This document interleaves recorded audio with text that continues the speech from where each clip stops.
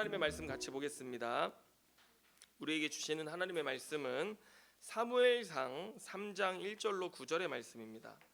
사무엘상 3장 1절로 9절의 말씀 같이 보도록 하겠습니다. 네, 사모님 오늘은 주문 안 하셔도 됩니다. 네, 숫자 안 세셔도 됩니다. 네, 사무엘상 3장 1절로 9절의 말씀 같이 보겠습니다. 다 찾으셨습니까? 네, 저와 여러분 한 절씩 우리 교독하도록 하겠습니다.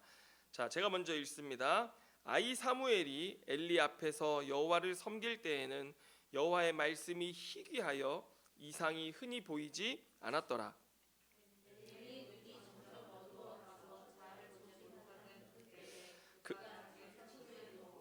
하나님의 등불은 아직 꺼지지 아니하였으며 사무엘은 하나님의 궤에 있는 여호와의 전 안에 누웠더니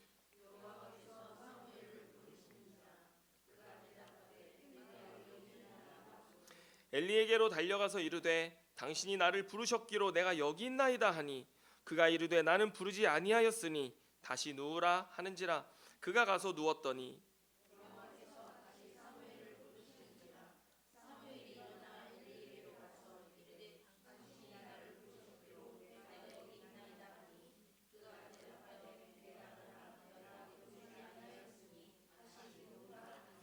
사무엘이 아직 여호와를 알지 못하고 여호와의 말씀도 아직 그에게 나타나지 아니한 때라.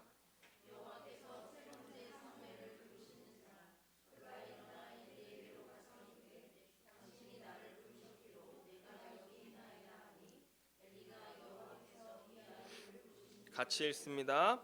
엘리가 사무엘에게 이르되 가서 누웠다가 그가 너를 부르시거든 내가 말하기를 여호와여 말씀하옵소서 주의 종이 듣겠나이다 하라 하니 이에 사무엘이 가서 자기 처소에 누우니라. 아멘. 자, 오늘 이 말씀을 가지고 하나님이 찾으시는 왕 다섯 번째 말씀을 함께 나누도록 하겠습니다. 여러분 우리는 이렇게 모든 사람들이 여기 있지만 우리는 빛과 어둠 둘 중에 하나로 살아가고 있습니다. 여러분 예수 그리스도를 믿지 아니하는 사람들은 그들의 삶이 어디에 속했어요? 어두움에 속해 있다라고 성경은 말씀합니다. 내가 어디에서 와서 어디로 가며 무엇을 위해 살아야 할지를 알지 못하는 그런 깊은 어둠 가운데 있는 것이죠. 왜냐하면 예수 그리스도만이 우리에게 빛이 되시기 때문입니다. 여러분 우리가 요한복음 1장으로 한번 가보겠습니다. 신약성경 요한복음 1장으로 한번 가보겠습니다. 신약성경을 한번 펴보세요. 요한복음 1장입니다. 1절부터 우리 같이 한번 보도록 하겠습니다. 요한복음 1장 1절부터 다 찾으셨습니까? 네. 자, 1절부터 5절까지 먼저 한번 읽겠습니다. 같이 읽습니다. 시작. 태초에 말씀이 계시니라. 이 말씀이 하나님과 함께 계셨으니 이 말씀은 곧 하나님이시니라. 태초에 하나님과 함께 계셨고 만물이 그로 말미암아 지은 바 되었으니 지은 것이 하나도 그가 없이는 된 것이 없느니라. 그 안에 생명이 있었으니 이 생명은 사람들의 빛이라. 빛이 어둠의 빛이 돼 어둠이 깨닫지 못하더라. 여러분 보세요. 여기를 보면 태초에 말씀이 계셨습니다. 그런데 그 말씀은 곧 하나님이셨어요. 그리고 그 하나님께서 말씀으로 말미암아 만물이 다 지은 바 되었다라고 말합니다. 그리고 그 말씀 안에는 뭐가 있어요? 생명이 있고 그리고 그 생명은 사람들에게 빛입니다. 생명이 빛이에요. 그리고 그 빛이 어둠에 비쳤으나 어둠이 깨닫지 못하더라 이렇게 말씀하고 있습니다. 그렇다면 자 어둠은 무엇이냐? 여러분 한번 보겠습니다. 9절부터 읽습니다. 12절까지 시작. 참 빛 곧 세상에 와서 각 사람에게 비추는 빛이 있었나니 그가 세상에 계셨으며 세상은 그로 말미암아 지은 바 되었으되 세상이 그를 알지 못하였고 자기 땅에 오매 자기 백성이 영접하지 아니하였으나 영접하는 자 곧 그 이름을 믿는 자들에게는 하나님의 자녀가 되는 권세를 주셨으니 아멘 이렇게 말합니다. 자 빛이 그 빛이시요 생명이시요 말씀이신 하나님 예수 그리스도께서 세상에 오셔서 각 사람에게 비추셨어요. 그런데 그로 말미암아 생명이요 말씀이요 빛으로 말미암아 지은 바 된 세상이 그를 알지 못했습니다. 그리고 11절을 보면요, 그분이 이 땅에 생명과 빛을 주는 참된 왕인데 자기 백성들이 그 왕을 영접하지 않았습니다. 그러나 12절에 보세요. 영접하는 자 곧 그 이름을 믿는 자들에게는 하나님의 자녀가 되는 권세를 주십니다. 여러분, 어둠은 말씀이요 생명이요 빛이신 그분을 알지 못하는 세상입니다. 다른 말로 또 그분을 영접하지 않은 자들마다 어둠입니다. 그러면 여러분, 빛 가운데 사는 자는 누굽니까? 그분을 영접하는 자, 그 이름을 믿는 자가 하나님의 자녀요, 왕의 자녀요, 빛의 자녀요, 말씀이 있는 자요, 말씀을 아는 자요, 그 하나님의 자녀된 권세를 가진 자로 살게 되는 것입니다. 그분이 우리를 창조하셔서 그분이 우리의 왕이 되시고 그분의 생명과 빛과 말씀으로 말미암아 우리는 살게 되어졌다라고 말씀하고 있는 것입니다. 아멘입니까? 오늘 저와 여러분은 빛 가운데 있는 자입니까? 아직 어둠 가운데 있습니까? 오늘 우리의 삶에 말씀이 없다면 우리는 빛 가운데 있지 않습니다. 우리 안에 말씀이 있어야 우리는 빛이 있고 생명이 있는 것입니다. 여러분, 이번 크리스마스에 빛으로 말씀으로 생명으로 이 땅에 오시는 예수 그리스도를 우리가 기뻐하는 시간, 성탄절이지 않습니까? 그리고 그분께 합당한 왕에 대한 경배를 드리는 시간인데요, 여러분, 우리 아이들과 우리 자녀들에게 분명히 가르쳐 주십시오. 산타는 바로 나였다. 산타는 없다. 그동안 너의 모든 선물은 내가 사서 양말에 넣어놨다 라고 저는 일찌감치 가르쳤습니다. 저희 애들은요, 다 산타가 전주 알아요. 전주 엄마 아빠인 줄 다 알아요. 그래서 어제도 무엇을 갖고 싶니? 했더니 뭐 축구화를 갖고 싶다고 또 그런 얘기야. 다른 데 가서 산타가 너의 아버지다, 너의 어머니다라는 것을 만방에 알리고 있어요, 저희 아이들이. 여러분, 자녀들에게 산타를 기다리지 말고 누굴 기다려야 됩니까? 생명이요 말씀이요 빛으로 오신 예수 그리스도를 기다리는 시간이다 라는 것을 가르치시고요. 여러분, 크리스마스 성탄절 쉬는 날입니까? 아니에요. 성탄절은요, 왕께 합당한 경배를 드리는 시간입니다.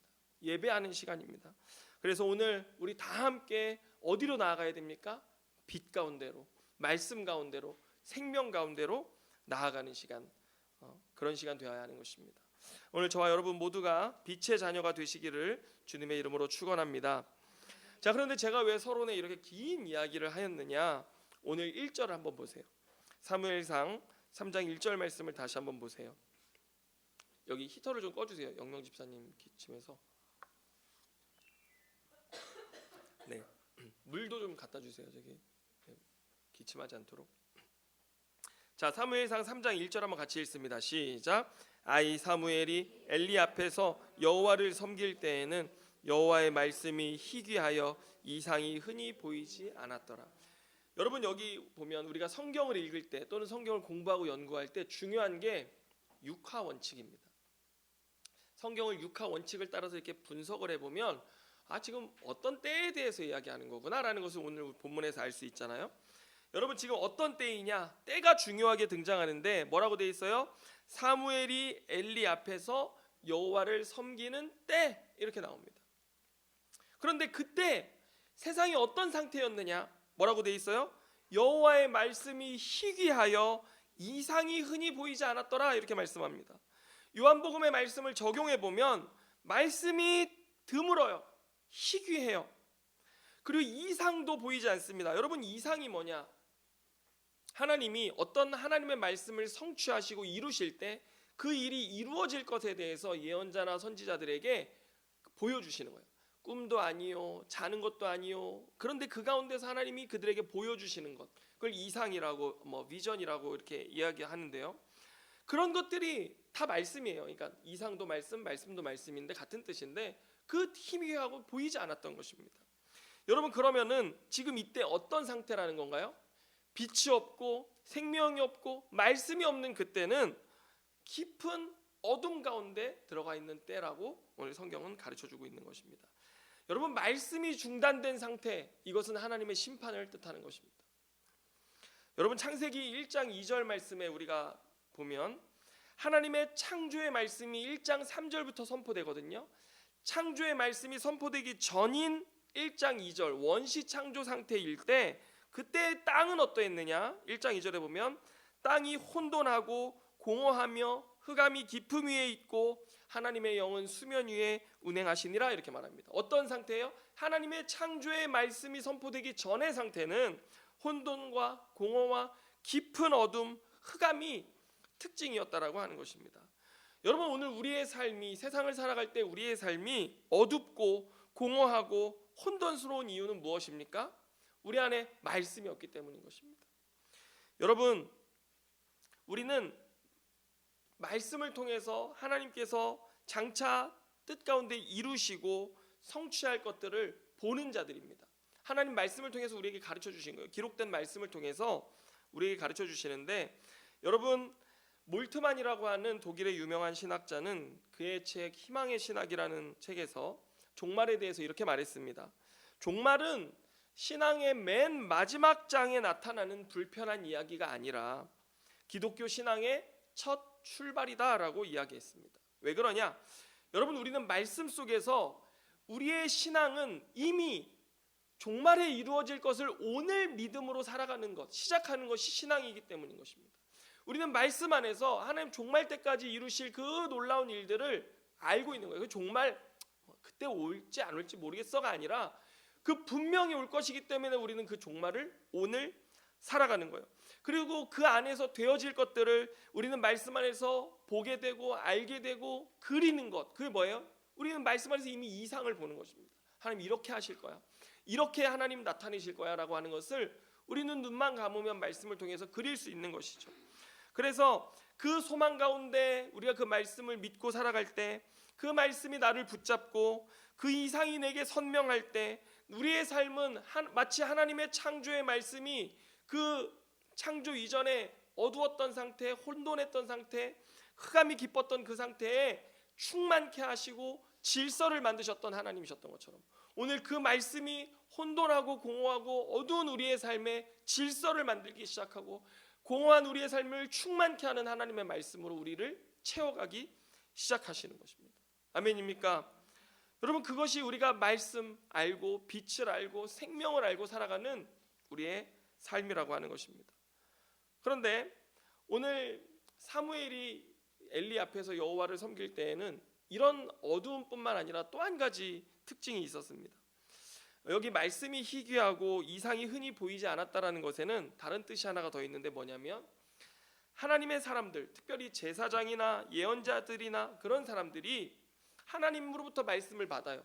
그래서 그 말씀을 가지고 백성들에게 선포합니다. 백성들이 죄 가운데 있을 때 그들의 가슴을 치는 말씀, 그들의 영혼을 뒤흔드는 말씀, 그들의 죄를 날카롭게 지적하고 회개를 촉구하는 말씀, 엘리야처럼 세례 요한처럼 하나님의 종말적 심판을 선포하는 하나님의 사람들이 있었습니다.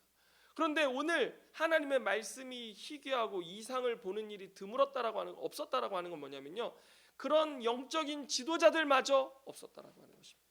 그게 더 큰 문제인 것입니다. 영적인 지도자가 없어요. 여러분 우리가 순전한 복음의 메시지를 경험하기 시작하잖아요. 그러면 여러분 복음을 듣는 순간 그 복음이 나를 흔들고 회개케 해서 주님 앞으로 이끌기 시작합니다. 그뿐만 아니라 내 삶의 그 복음은 자연스럽게 나를 통해서 또 다른 사람들에게 흘러가기 시작하고 이 복음이 전해지게 만듭니다. 그래서 나를 변화시킨 복음이 내 삶과 또 나의 입술의 메시지와 또 나의 간증을 통해서 다른 사람들에게 나누어지고 또 내가 나눈 그 간증과 또 복음이 다른 사람의 삶을 뒤흔들어 십자가 앞으로 이끌어 서게 만들고 이렇게 연쇄적인 복음의 능력이 나타남으로 인해서 우리의 삶 속에 복음은 거룩한 복음의 사람들을 일으키게 돼 있는 것이 이 순전한 복음의 능력입니다. 아멘입니까? 그런데 오늘 보세요. 이 구약 시대이지만 이때 영적인 지도자들마저 없었어요. 말씀이 없다라는 것은 그 말씀이 역사하는 사람조차 없었다라는 뜻이거든요. 그래서 우리가 이 사무엘서의 배경과도 같은 사사기서를 보면 사사기 5장에 이 드보라 이야기가 나오거든요. 특별히 5장은 드보라의 찬양이에요. 드보라와 바락 장군이 전쟁에서 승리한 다음에 부른 찬양인데 거기 7절에 이런 말이 있는데요. 내가 이스라엘의 영적인 어머니가 되기까지 이스라엘에는 어떤 용사들의 헌신도 일어나지 않았다라고 드보라가 노래합니다. 드보라가 한 일은 뭐냐면요, 여자잖아요, 여인이잖아요. 하나님의 말씀이 그 여인에게 임했어요. 그랬을 때 드보라는 잠자고 있는 거인인 바락 장군, 지금 이 자신들의 나라가 그 가나안 왕에 의해서 처참하게 종살이하고 짓밟히고 수탈당하는 그런 어려움 속에서도 마땅히 일어나서 싸워야 할 하나님의 장군이 잠들어 있는 거예요. 움직이지 않는 거예요. 두려움에 빠져 있는 거예요. 그래서 여인으로서 뭘 했냐면 그 장군을 하나님의 말씀으로 깨우기 시작했습니다.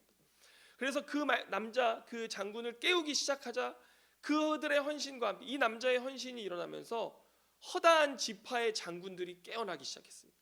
지파들이 일어나기 시작하고 헌신하기 시작하고 결단하기 시작하고, 여러분 보세요. 드보라, 여인인 드보라 한 사람이 하나님의 말씀을 받아 자기 그 지파의 장군을 깨웠는데, 그 장군 한 사람이 깨어나니까 온 지파가 막 불같이 일어나지 않습니까? 이게 복음의 능력인 거예요. 하나님의 말씀의 능력입니다. 하나님의 말씀이 오늘 이 가운데 저뿐만 아니라 여러분 한 사람만 깨워도 여러분 우리 교회는요 그 놀라운 하나님의 말씀의 능력에 휩싸이게 될 줄로 믿으시길 바랍니다. 그래서 목사냐 뭐 사역자냐 그게 중요한 게 아닙니다. 여러분 평신도고 나는 뭐 신앙을 믿은 지 오래되지 않았고 전혀 상관없습니다. 여러분의 삶에 여러분 한 사람이 하나님의 말씀으로 깨어나기 시작하면요 그 놀라운 변화가 우리 교회를 일어나게 하기 시작할 것입니다. 그 사람의 헌신이 또 다른 사람을 헌신시키고 그 사람의 결단이 또 다른 사람을 결단시키는 이런 영적 무브먼트, 운동이 일어나기 시작하는 것입니다. 그런데 일어나지 않는 거예요. 드보라가 일어나기까지는 아무도 사사시대 아무도 어떤 영적 지도자들도 일어나지 않는 거예요. 왜 그랬냐? 5장 8절에 보면 그들이 우상 숭배에 빠져 있었습니다. 말씀이 없으니 영적인 운동이 일어나지 않았다라고 하는 것입니다. 오늘 사무엘이 엘리 앞에서 여호와를 섬기던 그때에는 말씀이 희귀했던 이런 때였습니다.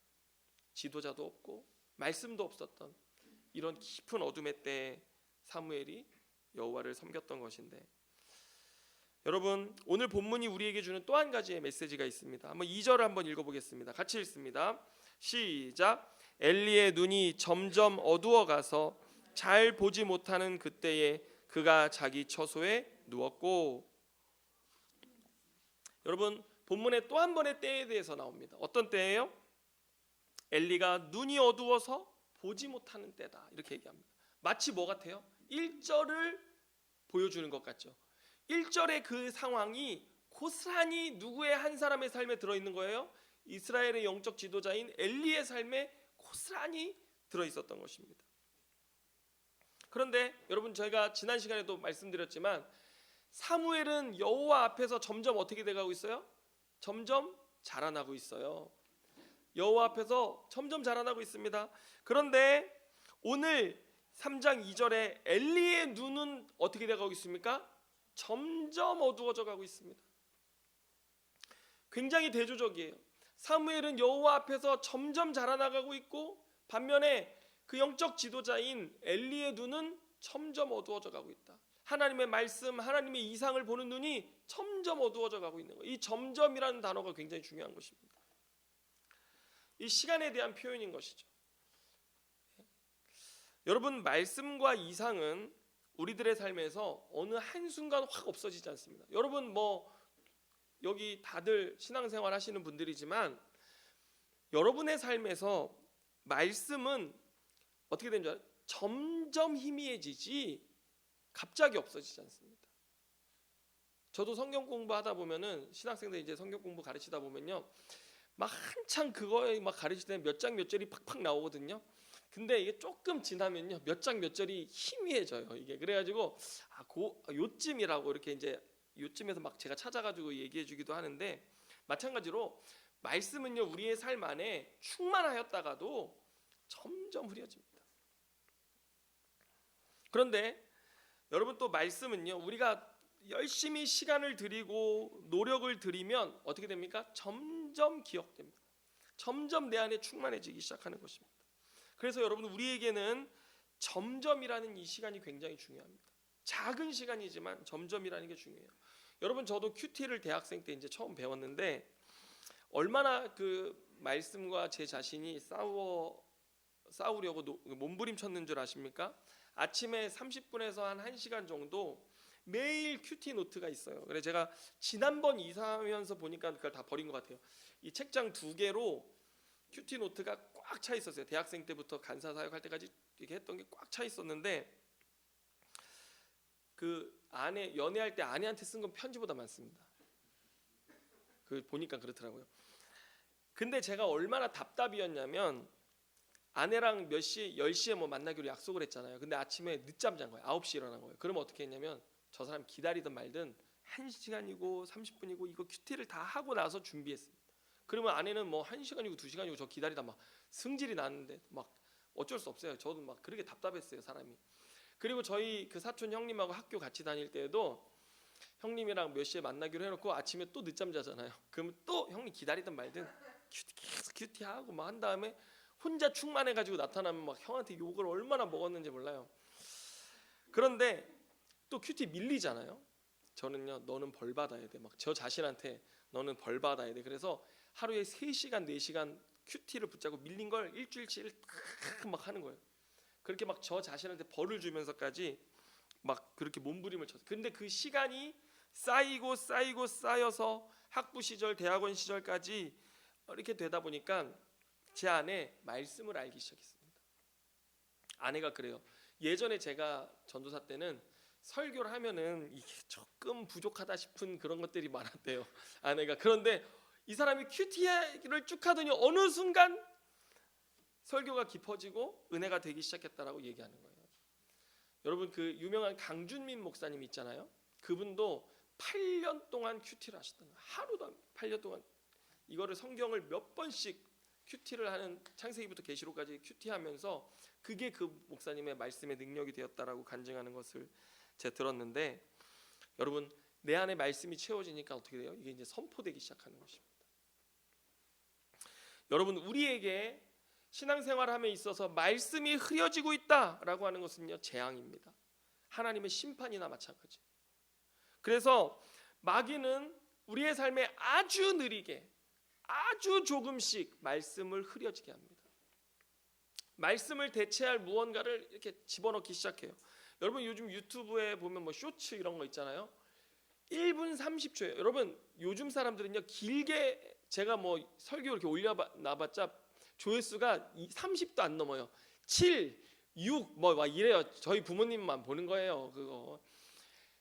그래 제 후배가 뭐라고 하냐면 짧게 올려야 된다고, 짧게 만들으라고, 재밌게 그 부분만 딱 볼 수 있게 만들으라고 하는데, 제가 그럴 능력도 없고 시간도 없고 그래가지고 맨날 어리석게 전 계속 올려요. 나중에 언젠가 하나님 쓰시리라 막 올리는데 안 봐요, 사람들. 1분 30초만 봐요. 그때 그 마음을 사로잡아야 되는 거예요, 요즘은. 근데 그 쇼츠 영상들이 계속 우리 그 한번 보기 시작해 보세요. 이렇게 하나 보고 이렇게 넘기고 하다 보면요, 40분 뭐 훌쩍 1시간 지나갑니다. 훌쩍 지나가요. 여러분, 오늘 우리에게 필요한 건 말씀을 알기 위해서 우리는 시간을 구별하여 주님께 드리는 것이 필요한 줄로 믿으시길 바랍니다. 여호수아 1장 8절에 보면 여호수아가 가나안 땅을 정복하기 위해서 나아가는 그 삶에 마주한 현실이 너무나 두려웠어요. 그때 주님이 여호수아에게 1장 8절에서 뭐라고 말씀하셨냐면요, 시간을 들여라 이렇게 말씀하셨습니다. 어떻게 말하고 있냐? 이 율법책을 내 입에서 떠나지 말게 하며 주야로, 뭐예요? 시간이잖아요. 주야로 그것을 묵상하여 그 안에 기록된 대로 다 지켜 행하라. 그리하면 내 길이 평탄하게 될 것이며 내가 형통하리라 이렇게 말씀했습니다. 여러분, 주님은 두려운 삶을 마주하는 사람에게 뭐라고 말씀하시냐면요, 조금씩 매일 너의 시간을 말씀 앞에 구별하여 드려라. 그것이 너의 두려움을 이기는 방법, 너의 삶의 문제를 이기는 방법이라고 말씀하시는 거예요. 내 길이 평탄하게 될 것이며 내가 형통하리라 말씀하시는 것입니다.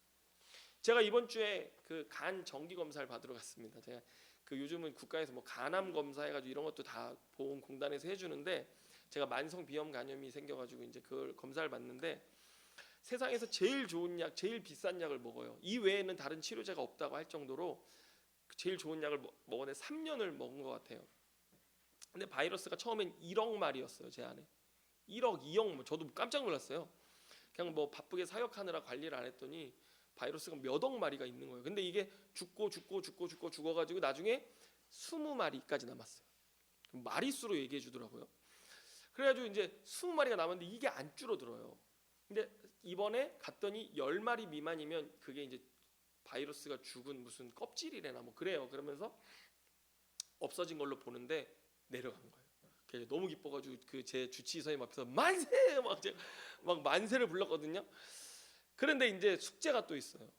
약 먹으니까 이건 쉽잖아요. 매일 꾸준히 먹는 약이니까 쉬워요. 쉽다 그래요. 그런데 더 어려운 게 뭐냐면 지방간인 거예요. 여러분 제가 지방간이 얼마나 있냐면 보통 여러분만큼 있습니다. 그 하시는 초음파 하시는 분이 다 이 나이 때는 다 이만큼 있어요. 뭐 그랬어요. 그리고 또 제가 이제 당뇨도 이제 같이 이렇게 검사하고 뭐 여러 가지 피 검사에 다 넣어가지고 뭐 그 관리를 하는데 당뇨도 공복 혈당이 112까지 올라간 거예요. 120이면 당뇨예요. 근데 112까지 가서 이제 주치의가 뭐라고 하냐면 아직 젊어서 삼시세끼 꼬박꼬박 잘 먹고 대신에 단백질 위주의 식단을 갖고 그다음에 규칙적으로 운동하시면 괜찮아요. 이렇게 얘기하는데 제가 뭐 그렇게 하나요?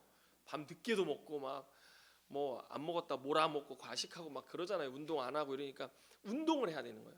이 하체 근육량을 키우는 게 제가 살 길이에요. 앞으로 이 지방하고 싸우는 게 그렇게 힘들대요.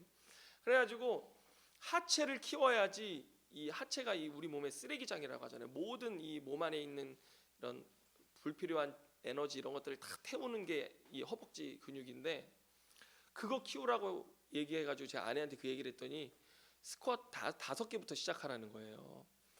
근데 5개가요. 그 말 듣고도 한 번도 안 했어요. 제가 지금까지.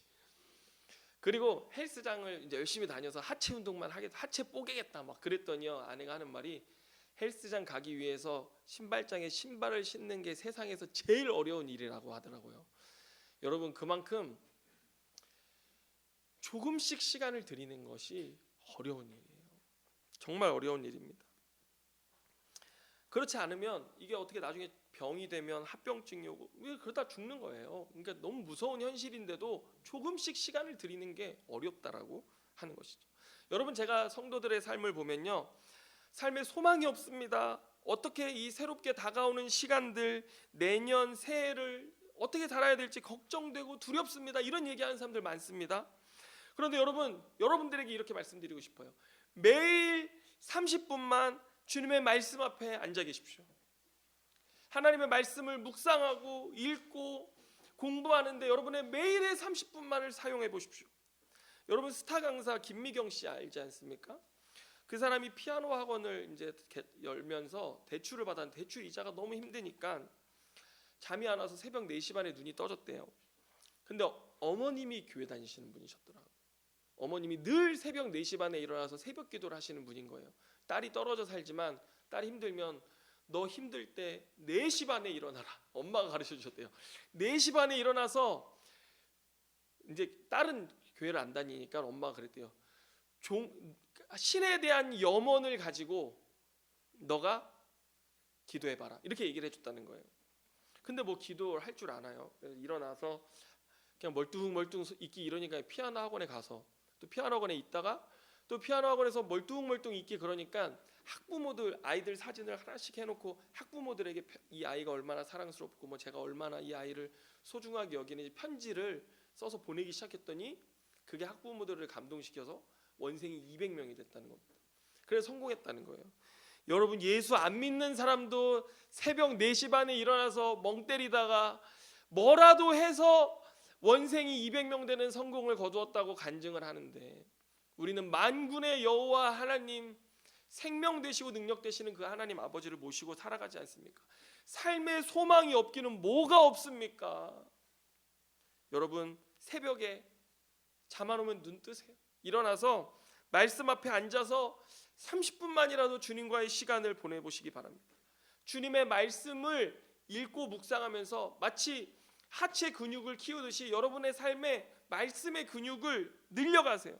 그러면 우리 안에 있는 걱정과 염려와 불만, 불안의 쓰레기들, 우리 안에 여러 장기에 붙어서 병을 일으키는 내장 지방과도 같은 우리의 근심들이요, 사라지게 될 것입니다.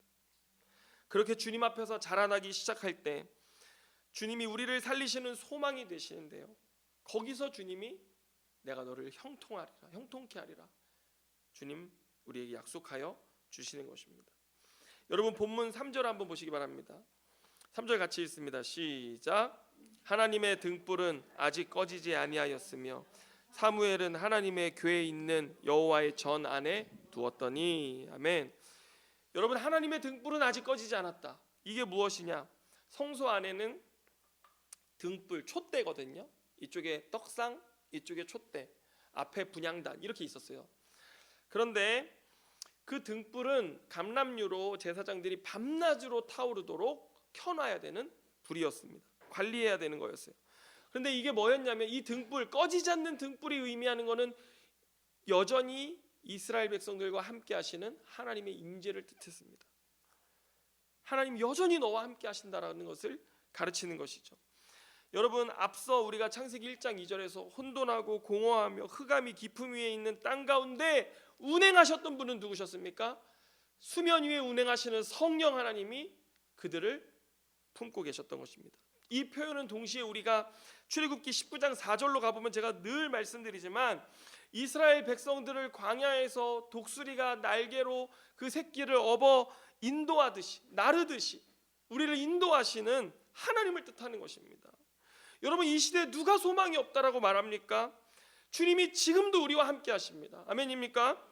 누가 내 삶에 소망이 없다라고 이야기합니까? 주님은 여전히 꺼지지 않는 등불로 우리의 삶에 함께하고 계심을 믿으시길 바랍니다. 주님이 그 창조의 말씀을 우리의 삶에 주시기 시작하시면 우리의 삶을 혼돈에서 질서로, 공허에서 충만으로, 흑암에서 빛으로 바꾸실 수 있는 분이십니다. 주님은 여전히 그 날개로 우리를 업어 인도하시는 분이십니다. 그 소망이 여전히 우리에게 있습니다. 여러분, 아직 등불 꺼지지 않았습니다. 여러분, 사무엘이요, 4절에 보면 하나님의 궤가 있는 그 성막 안에 누워있지 않습니까? 제사장의 직무를 수행하는 거예요. 등불도 꺼지지 않게 하고, 떡상에 있는 떡도 이제 일주일마다 갈아 놓고, 이런 일들을 하는데, 그 뭘 뜻하는 거예요? 주님 앞에 머무르기 시작했다는 거예요. 사무엘 같이 우리가 주님 앞에 머무르기 시작한다면, 여러분, 오늘 본문 4절에 주님 뭐라고 말씀하셨어요? 여호와께서 사무엘을 부르시는지나 그가 대답하되 내가 여기 있나이다. 주님이 여러분을 부르실 것입니다. 말씀을 통해서 주님이 여러분들에게 말씀하실 것입니다. 여러분의 삶에 놀라운 하나님의 말씀이 임하기 시작할 것입니다. 여러분, 7절 보세요. 7절 보면 이때까지, 여기 보면 사무엘이 아직 여호와를 알지 못하고 여호와의 말씀도 아직 그에게 나타나지 아니한 때라. 여러분, 사무엘이요, 이때까지 말씀과 이상으로 주님을 경험해 본 적이 없었어요. 사무엘도 어린 사무엘이었기 때문에. 그런데 여러분, 우리가 4절 뒤부터 몇 번 주님이 그 사무엘을 부르십니까? 3번이나 부르시는 거예요. 사무엘아, 사무엘아, 주님 부르시는 거예요. 그래가지고 하나님이 부르시는데 누가 부르는지 모르니까 엘리가 부르는 줄 알고 제사장에게 가는 거예요. 제사장님, 왜 저를 부르셨습니까? 라고 얘기하면 나 안 불렀다. 또 돌아가요. 3번을 그걸 반복하는 거예요. 그래서 3번째 사무엘이 엘리를 찾아오자 엘리가 알았어요. 여러분, 8절 한번 같이 읽어보겠습니다. 8절 시작. 여호와께서 3번째 사무엘을 부르시는지라 그가 일어나 엘리에게로 가서 이르되 당신이 나를 부르셨기로 내가 여기 있나이다 하니 엘리가 여호와께서 이 아이를 부르신 줄을 깨닫고. 여러분, 이 말씀이 아주 기가 막힌 말씀입니다. 왜 그러냐? 이 3번이 사무엘을 부른 것 같지만 눈이 어둡고 잘 보지 못하게 되었던 엘리가 3번이나 똑같은 일을 겪으면서 깨달았어요. 뭘 깨달았을까요? 이 세 번은, 이 음성은 자기를 부르시는 하나님의 음성이었다는 걸 깨달았어요. 엘리는 내가 안 불렀어 이렇게 그냥 우둔하게 대답했어요. 내가 안 불렀어, 다시 돌아가, 이렇게 얘기했다가 세 번이나 그것을 겪고 나자 이렇게 부르시는 음성, 과거에 누가 들었던 음성이에요? 내가 들었던 음성이에요. 내가 들었던 음성. 하나님 나를 이렇게 부르셨었어요. 그 성막에서, 그 성소에서 하나님 나를 부르시던 음성이었는데 지금은 어떻게 됐어요? 못 듣는 거예요. 모르고 있었어요. 그런데 그 음성이 사무엘에게 세 번 들려오자 엘리가 깨달았어요. 날 부르셨던 그 음성이구나. 그래서 사무엘에게 자기가 경험했던 것처럼 그 하나님의 음성이 들려오면 이렇게 반응해라 가르쳐주는 거예요. 굉장히 비참한 현실이죠. 여러분 9절에 이렇게 되어 있습니다. 저를 한번 따라해 보시기 바랍니다. 여호와여 말씀하옵소서, 주의 종이 듣겠나이다. 이거 누가 하던 말이었습니까? 엘리 자신이 하나님과의 말씀의 관계로 충만할 때 자기가 하나님 앞에 응답했던 방식이었습니다. 그런데 지금은 그 엘리의 눈이 어두워지고 귀가 닫혀서 하나님의 음성을 듣지 못하는 자신의 비극적인 모습이 되어버렸던 것입니다. 한순간에 그렇게 된 게 아니에요. 조금씩 조금씩 그의 인생은 하나님으로부터 멀어져 가고 있었던 것입니다. 주님이 오늘 여러분을 부르고 계십니다. 여러분, 우리는 엘리처럼 주님의 음성을 놓쳐서는 안 될 것입니다.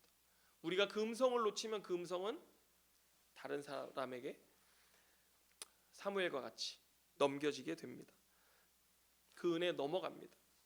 주님 저와 여러분을 부르실 때 여러분 우리 그 말씀 앞에서 조금씩 하나님 앞으로 한 걸음씩 나아가는 거예요. 그러면서 주님 부르실 때 주여 말씀하옵소서, 종이 듣겠나이다. 듣고 믿음으로 반응하는 저와 여러분 되어야 할 줄로 믿습니다. 조금씩 하루 30분 안 되면 10분부터 스쿼트 5개부터 조금씩 하나님 앞에서 그 음성을 선명하게 듣고 그 말씀을 알고 하나님의 이상을 보고 하나님의 종말의 일들을 우리가 보면서 내 삶이 바뀌어가는 거예요. 여러분 내일이면 성탄절입니다. 이 땅에 아기 예수로 오신 예수 그리스도는 우리에게 그 말씀 주시려고 오셨습니다. 오늘 그 말씀, 그 생명 듣고 주님 빛으로 살아가는 구원받은 주님의 백성들 다 되시기를 주님의 이름으로 축원합니다. 기도하겠습니다. 주님 감사합니다. 주님 오늘 우리를 부르실 때 주여 말씀하옵소서, 종이 듣겠나이다. 주님 앞에 그 음성으로 반응하는 우리의 삶 되게 하여 주시옵소서. 오늘 우리 성도들의 마음속에 작은 결단이 있게 하여 주시옵소서. 변치 않는 신실한 결단이 되게 하여 주시옵소서. 남은 알지 못하지만 나는 아는 하나님과의 비밀한 영적 시간, 그 하나님의 말씀을 대면하는 그 시간이 우리의 거룩한 헌신으로 있게 하여 주시고 우리 성도들 한 사람 한 사람의 삶 속에 그 말씀의 놀라운 능력과 은혜가 우리 공동체 전체의 말씀의 헌신을 이끌어가게 하시고 우리 공동체가 말씀 앞에 결단하며 믿음으로 살아가는 공동체로 거듭나는 놀라운 계기가 되게 하여 주시옵소서. 하나님 그 한 사람이 누구입니까? 오늘 그에게 말씀하여 주시옵소서. 그를 불러 주시옵소서. 우리 공동체를 새롭게 하여 주옵소서. 이 시대를 새롭게 하여 주시옵소서. 이 민족을 새롭게 하여 주시옵소서. 주님이 필요한 온 열방을 새롭게 하여 주시옵소서. 그 일을 이루실 주님을 찬양하오며 예수님의 이름으로 기도드립니다. 아멘.